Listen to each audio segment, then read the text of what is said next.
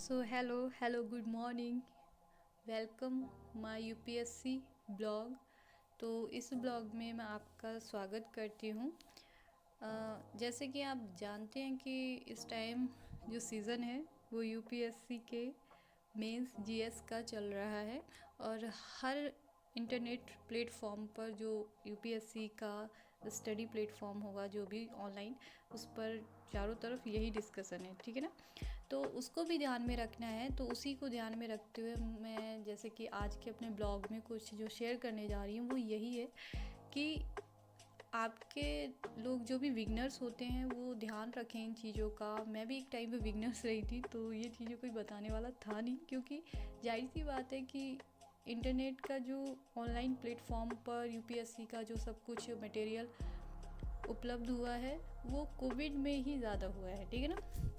तो उस चीज़ को सब पे ध्यान रखते हुए मैं अपने पॉइंट पे लौटती हूँ। तो आपको जो मेंस और प्रीलिम्स, इन दोनों को एक ही साथ लेके चलना है, जो कि बहुत इम्पॉर्टेंट है। तो उसी के साथ आपको जैसे स्टडी मटेरियल में आप देखें तो इस टाइम जो कि मैंने बताया आपको कि मेंस का सीज़न चल रहा है, तो उस सीज़न में आपको बहुत सारी चीज़ें ध्यान रखना है कि आप, जो कि बहुत सारे लोग, हम में से ही मैं भी मेंस में लगे पड़े हैं, आप बस इतना ध्यान रखें कि जो मेंस है वो प्रीलिम्स से ही कनेक्टेड है।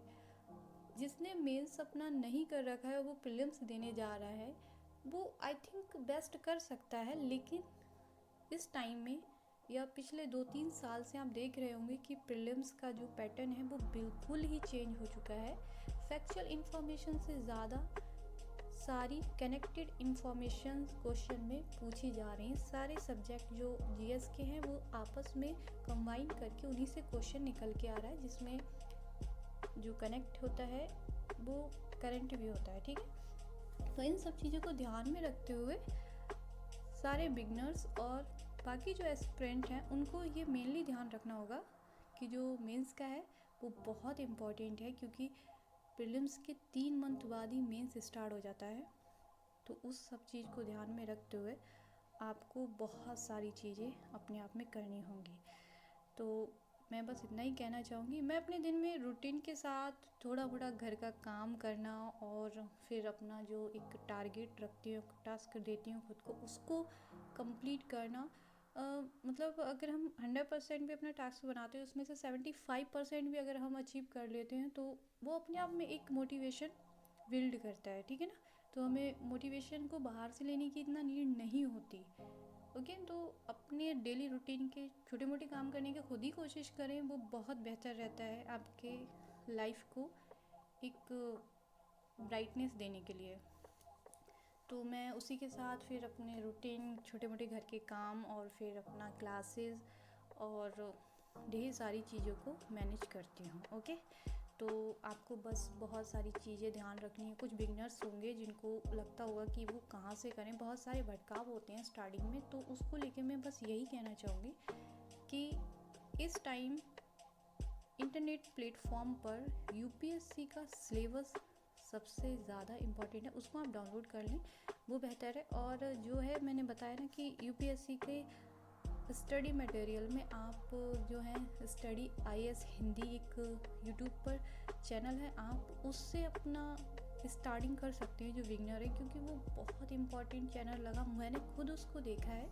तो वो अपने आप में एक आपका, अगर आप बिगनर हैं तो आपका एक जो बेस है वो 60 से 70% तक आपका कवर कर देगा, क्योंकि आपको मालूम है, आपको पढ़ना तो खुद ही है, लेकिन एक चीज़ होती है ना कि अंडरस्टैंडिंग सामने वाले से हो जाती है तो चीज़ें अच्छी हो जाती हैं, मतलब एक बेस बन जाता है। तो आपको उन सब चीज़ों को ध्यान में रखना है।